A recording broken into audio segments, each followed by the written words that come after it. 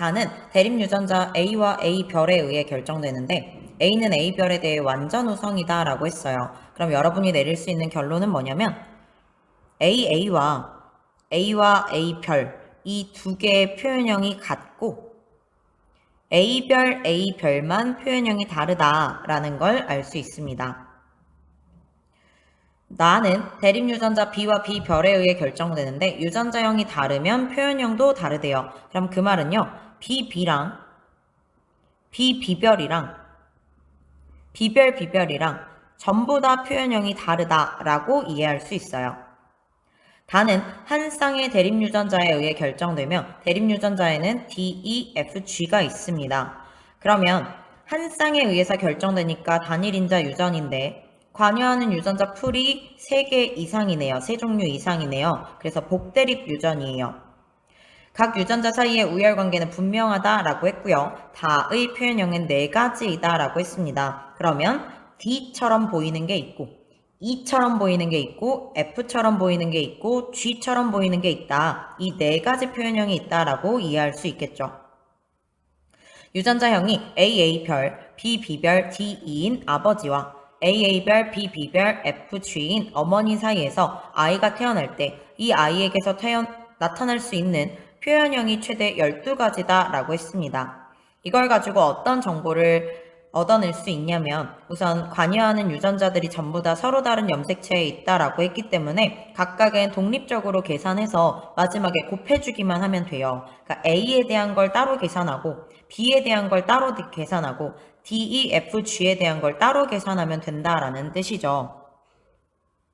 그럼 이 둘 사이에서 아이가 태어날 때 가에 대한 표현형은 몇 가지를 가지게 되는지 볼게요. 그럼 이 둘 사이에서 교배가 일어나게 되면 자손에게서 가질 수 있는 유전자형은 AA가 나올 수 있고요. AA별이 나올 수 있고요. A별 A가 나올 수 있고 A별별이 나올 수 있어요. 그런데 A는 A별에 대해 완전 우성이다 라고 했기 때문에 표현형은 이 3개는 같습니다. 즉 A에서 나올 수 있는 표현형, 가에서는 표현형이 2가지가 나오게 되죠. B에 대해서 볼까요? B비별이 있고 B비별이 있습니다. 얘네 둘이 교배를 하게 되면 자손에서 나올 수 있는 유전자형은 BB, B의 비별, 비별의 B, 그리고 비별입니다. B 같은 경우에는 BB와 B비별이 표현형이 다 다르다라고 했기 때문에요. BB랑 비별은 표현형이 다르고요. 그러면 하나, 둘, 3가지. 표현형은 최대 3가지가 나오게 됩니다. 그럼 여러분이 내릴 수 있는 결론은 뭐냐면요. DE와 FG 사이에서 나올 수 있는 표현형이 몇 가지 경우의 수를 가져야 된다라는 걸 알 수 있냐면 2가지를 가져야 된다라는 걸 알 수 있어요. 가에 대해서 2가지, 나에 대해서 3가지인데 총 표현형이 최대 12가지다 라고 했기 때문에 다에 대해서도 2가지가 나와야만 12가지를 만족하게 되겠죠. 그럼 DE와 FG 사이에서 나올 수 있는 자손의 유전자형을 써보면 DF와 DG와 EF와 EG가 있어요. 자, 그럼 이 4가지 유전자형 중에서 표현형은 2가지다 라는 걸 알 수 있죠. 유전자형은 4가지이지만 표현형은 2가지래요. 예를 들어 D가 우성이라면 얘네들이 표현형이 같을 거고 E가 우성이라면 얘네들이 표현형이 같겠죠. 이렇게 2가지가 나오거나 아니면 F가 우성이라서 얘네들이 표현형이 같고 G가 우성이라서 얘네들이 표현형이 같고 이런 경우의 수를 생각해 볼 수 있어요. 더 이상 정보가 없기 때문에 우리는 여기서 얻을 수 있는 정보는 없습니다. 그러면 문제에서 또 어떤 얘기를 해줬냐면 유전자형이 이러한 아버지와 이러한 어머니 사이에서 아이가 태어날 때 아이의 표현형이 어머니와 같을 확률이 8분의 3이다 라고 했습니다. 자, 밑에 써봤어요. 이런 아버지와 이런 어머니 사이에서 아이가 태어날 때 어머니랑 표현형이 같을 확률이 8분의 3이래요. 자, 그럼 표현형이 같을 확률을 한번 계산해 보겠습니다. A를 보면 이 둘 사이에서 자손이 나올 때 자손의 표현형이 어머니와 같을 확률을 구해볼게요. 자손에서 나올 수 있는 유전자형은 AA 아니면 AA 별밖에 없는데요. 둘 다 어머니와 표현형이 같겠죠. 따라서 확률은 1입니다. 이번엔 B에 대해서 계산해 볼게요. B, B별과 BB 사이에서 자손이 나올 때 자손의 표현형이 어머니와 같을 확률 구해볼게요. 나올 수 있는 유전자형은 BB 아니면 B별 B입니다. 이 중에서 어머니와 표현형이 같은 건 이거네요. 그럼 2분의 1의 확률이죠. 다는 DF와 DE 사이에서 아이가 나올 때 이 아이가 어머니와 같을 확률이 있을 거예요. 자, 그러면 1 곱하기 2분의 1 곱하기 다도 같을 확률, 다가 같을 확률을 했더니 총 8분의 3이 나온다라는 얘기입니다. 어머니와 표현형이 같을 확률이. 자, 그러면 이 값은 얼마가 되어야만 하냐면 4분의 3이 되어야만 해요. 즉 DF와 DE 사이에서 자손이 나올 때 자손의 표현형이 DE인 어머니와 같을 확률이 4분의 3이다 라는 뜻입니다. 그럼 이 둘 사이에서 나올 수 있는 자손의 유전자형을 써볼게요. DD 아니면 DE 아니면 DF 아니면 EF입니다. 이 중에서 어머니의 유전자형이 DE이기 때문에 얘는 무조건 어머니랑 표현형이 같을 수밖에 없겠죠. 자, 그럼 4개가 있는데 DE를 포함해서 3개가 어머니랑 표현형이 같아야 된대요. 그럼 이렇게 3개가 표현형이 같겠죠. 그래서 4분의 3의 확률이 나오게 됩니다. 그럼 여러분이 어떤 결론을 얻을 수 있냐면 D는요, E나 F에 대해서 우성이다 라는 결론을 내릴 수 있어요. 그래서 DE가 D처럼 보였고 DF가 D처럼 보였던 거죠. 따라서 4개 중에 3개가 어머니와 같았을 거예요. 자, 그럼 여기까지 정리가 됐다면 아까 위로 한번 다시 올라가 볼게요. D가 E와 F에 대해서 우성이다 라고 했기 때문에 이 DF 같은 경우 표현형은 D입니다. 그런데 여기 위에서 표현형은 2가지가 나왔어야만 해요. 유전자형은 4가지가 있지만 여기에서 표현형이 가질 수는 2가지가 나왔어야 합니다. 근데 DF가 표현형이 D로 결정이 됐어요. 그러면 얘도 D여야 한다라는 뜻이 되고요. 나머지 2개가 표현형이 같아져야 해요. 그럼 얘가 E이고 얘도 E라는 걸 알 수 있죠. 그럼 우열관계를 따져볼 수 있습니다. 어떤 우열관계를 따져볼 수 있냐면 이걸 통해서 DG가 있을 때 D로 발현된다라는 걸 통해서 D는 G에 대해서 우성이에요. EF가 있을 때 E가 발현된다라는 걸 통해서 E는 F에 대해 우성입니다. 그리고 EG가 있을 때 E가 발현된다라는 걸 통해 E는 G에 대해 우성이에요. 자, 그러면 우열관계를 한번 쭉 써보면 D가 가장 우성이고요. 그 다음에 E입니다. 그리고 F가 되겠고 F와 G는 어떤 우열관계가 있는지 모르겠어요. 지금 여기 있는 정보를 통해서는 알기가 어렵네요. 그래서 D가 우성, E가 그 다음, 그리고 FG의 우열관계는 모르겠습니다. 자, 문제 한번 풀어볼게요. 유전자형이 AA별, BB별, DF인 아버지와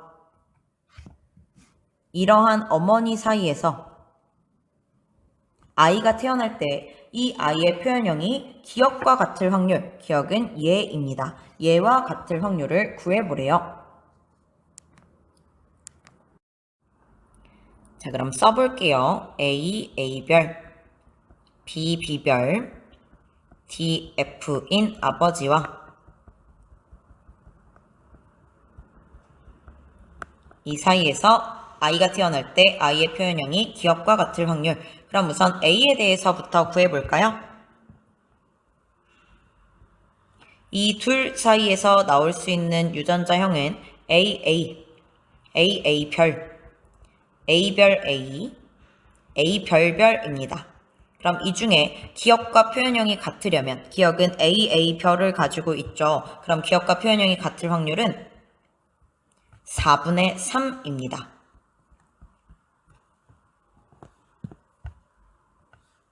이번에는 나에 대해서 볼게요. 비비별과 비비별 사이에서 아이가 태어날 때 아이의 표현형이 기억과 같을 확률, 기억은 비비별입니다. 그럼 이 둘 사이에서 나올 수 있는 자손의 유전자형은요, 이렇게인데요. 기억과 같을 확률은 이 두 가지네요. 그래서 2분의 1입니다. 마지막 볼게요. DF와 EG 사이에서 아이가 태어날 때 아이가 가질 수 있는 유전자형은 DE, DG, EF, FG입니다. 이 중에 기억은 DE니까 표현형은 D겠죠? 그럼 네 가지 중에서 D인 걸 찾아주면 돼요. D가 있으면 어쨌든 D가 가장 우성이니까 D처럼 보일 거고요. 나머지는 D를 갖지 않습니다. 따라서 확률은 2분의 1이죠. 다 곱해주면 16분의 3이 나오게 됩니다. 그래서 9번의 답은 16분의 3이에요. 10번 볼게요. 다음은 어떤 집안의 유전 형질 가와나에 대한 자료인데요. 가는 H에 의해서 결정되고 나는 R에 의해서 결정이 됩니다. 가와나의 유전자는 모두 X염 색체에 있다라고 했어요. 이렇게 하나의 염색체에 유전자가 같이 있는 경우를 연관이라고 해요. 가계도는 구성원 A와 B를 제외하고 나머지 구성원들에게서 가와나의 발현 여부를 나타냈다라고 했고요. A와 B 중 한 사람은 가와나가 모두 발현되고 나머지 한 사람은 가와나가 모두 발현되지 않는다라고 했어요. 그럼 우리 이 가계도를 가에 대한 가계도와 나에 대한 가계도로 분리해서 한번 그려볼게요. 이렇게 위에 쪽에는 가에 대한 가계도를 그렸고요. 아래에는 나에 대한 가계도를 그렸습니다. 우리가 여기서 A와 B의 성별까지는 알 수 있는데요. 왜냐면 5번이 남자죠. 그럼 5번 옆에 있는 A는 여자가 될 거고 6번이 여자니까 B는 남자가 되겠네요. 그런데 얘네들에 대한 정보는 알지 못하니까 물음표로 표시하겠습니다.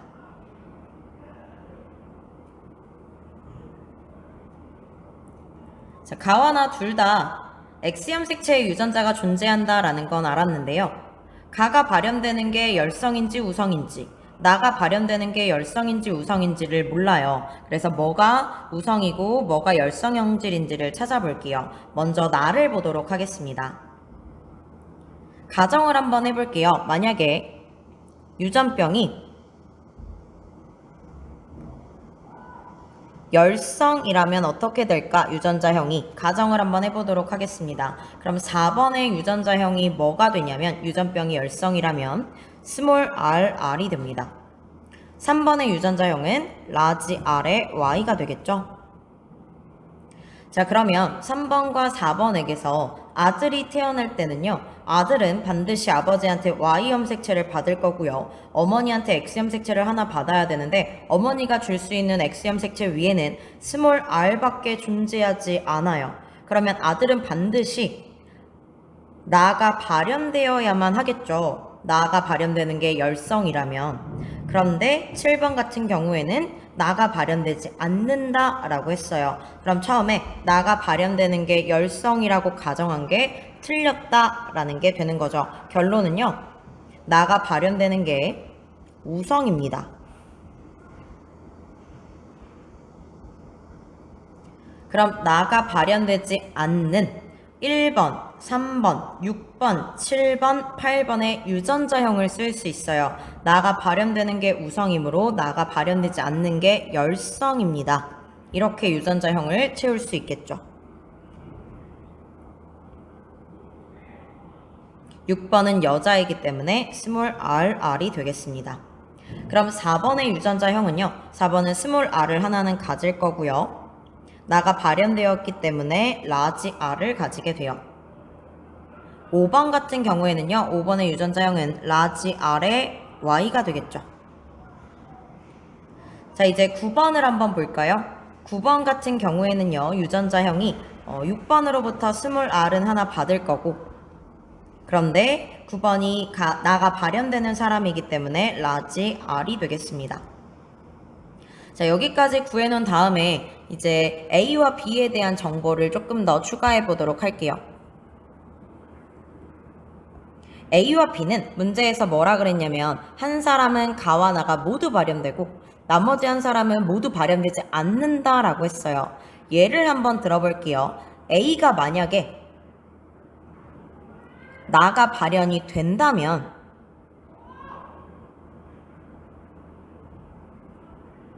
가정을 해보면 A의 유전자형이 뭐가 되냐면 8번은 스몰 r, y를 가지고 있기 때문에 스몰 r을 어머니한테 받았을 수밖에 없어요. 그러면 A 같은 경우에 발현이 되려면 라지 R을 하나는 가져야겠죠. A의 유전자형이 라지 R, 스몰 r이 될 거예요. 그럼 B는 발현이 안 되어야 해요. 둘 중에 한 명은 발현이 다 되고 둘 중에 한 명은 발현이 안 된다라고 했으니까, 자, 그럼 B가 발현이 안 되게 되면, 나 발현이 안 되게 되면 B의 유전자형은 스몰 r, y로 결정이 되게 됩니다. 이랬을 때 이런 조합이라면 9번과 같은 아이가 태어날 수 있을까요? 없을까요? 9번과 같은 아이가 태어날 수가 없겠죠. 라지아를 줄 수 있는 사람이 없어요. 자, 그러면 처음에 애초에 가정한 A가 발현된다 라고 가정한 게 틀렸다 라는 뜻이 됩니다. 즉 A는요, 발현되지 않고 B가 발현이 되는 사람이에요. 그러면 A의 유전자형은 스몰 r, r이 될 거고요. B의 유전자형은 large r의 y가 되겠죠. 자, 그럼 2번의 유전자형도 채울 수 있습니다. 2번은 large r의 스몰 r이 되겠습니다. 자, 이제 가로 올라가 볼게요. A는 둘 다 발현되지 않는 사람일 거고 B는 둘 다 발현이 되는 사람이겠죠. 자, 이제 가에서 뭘 찾으면 되냐면 가가 발현되는 게 우성인지 열성인지를 찾으면 되겠어요. 만약에 가가 발현되는 게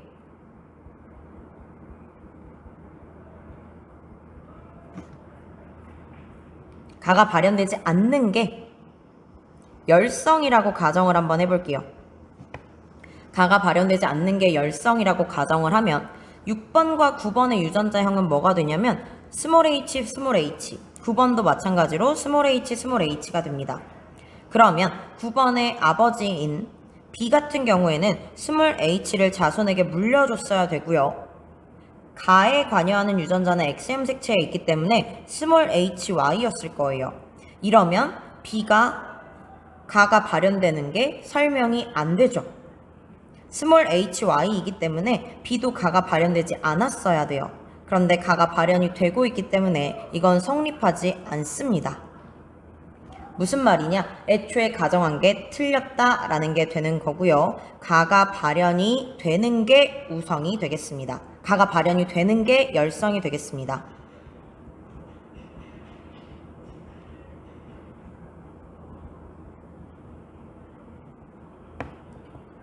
자, 그러면 발현이 되는 1번, 5번, 그 다음에 B, 8의 유전자형을 쓸 수 있습니다. 가가 발현되는 게 열성이기 때문에 스몰 h의 y.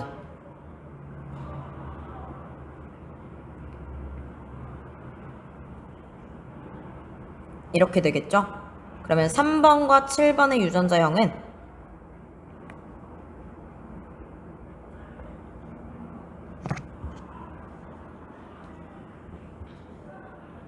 이게 되겠네요. A의 유전자형도 채워보자면 8번은 Y형 색채를 아버지한테 받았을 테니까 어머니로부터 스몰 h를 전달받았을 거고요. A는 가가 발현되지 않기 때문에 라지 h를 갖게 됩니다. 같은 방식으로 B가 Y형 색채를 아버지한테 받았으므로 2번으로부터 스몰 h를 전달받았을 거예요. 근데 2번은 가가 발현되지 않기 때문에 라지 h를 가지게 됩니다. 자, 그러면 문제를 한번 풀어보도록 할게요. A에게서 가와 나가 모두 발현되었냐? 가와 나가 모두 발현된 사람은 A가 아니라 지금 B입니다.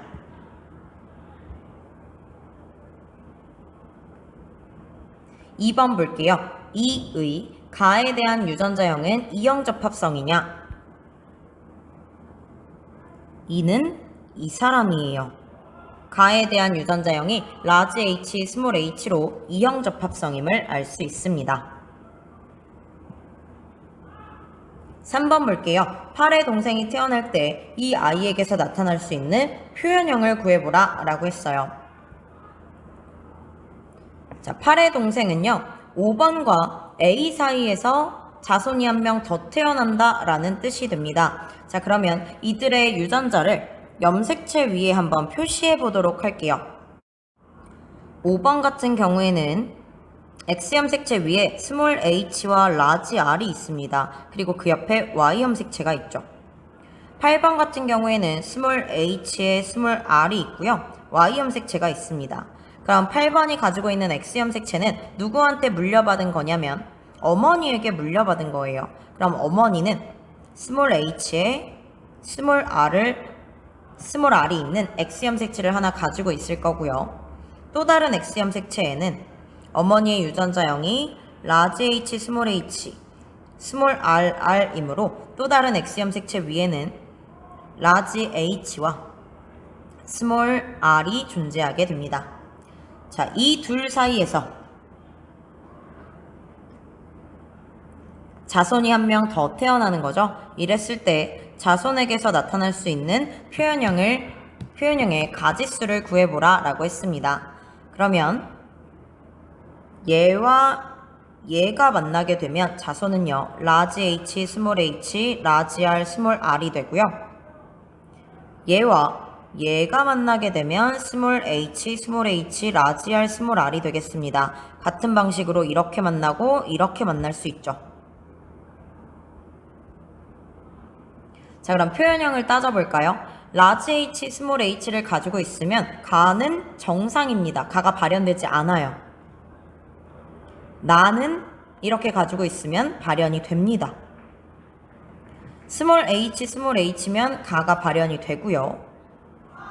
나도 발현이 됩니다.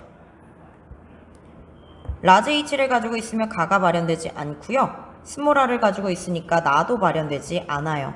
마지막은 가가 발현이 되고 나는 발현되지 않습니다. 자, 그럼 표현형은 이런 애 하나, 이런 애 하나, 이런 애 하나, 이런 애 하나 해서 총 4가지가 있겠네요. 표현형은 최대 4가지이다. 맞습니다.